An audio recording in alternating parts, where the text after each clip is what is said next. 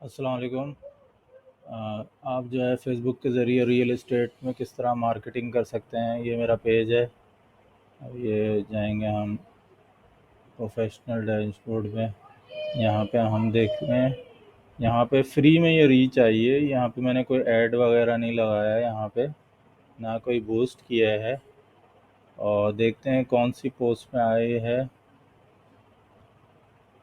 ये वो पोस्ट है जो कि 11 जून 3:50 पे दिन में लगाई गई थी, पब्लिक की गई। और इस पे 11,800 के करीब इम्प्रेशन आया, 11,200 रीच आई है, पोस्टिंग में 1100 आई है।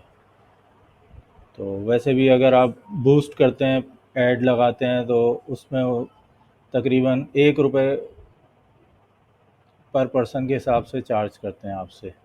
और इंगेजमेंट के अलग पैसे चार्ज करते हैं फेसबुक। इसमें मज़ीद डिटेल आप देख सकते हैं। इम्प्रेशन, पोस्ट रीच, यानी लोगों तक, कितने लोगों तक ये पहुंची है, फिर लोगों के रिएक्शंस हैं। कमेंट 73 आए हैं इसमें। शेयर मैंने ग्रुप में शेयर किया था 32। इसके अलावा अदर क्लिक 503 आए हैं। तो इस तरह बगैर आप पैसे लगाए भी अपनी जो है पोस्ट को मार्केट कर सकते हैं, वायरल कर सकते हैं, बगैर किसी पैसे लगाए।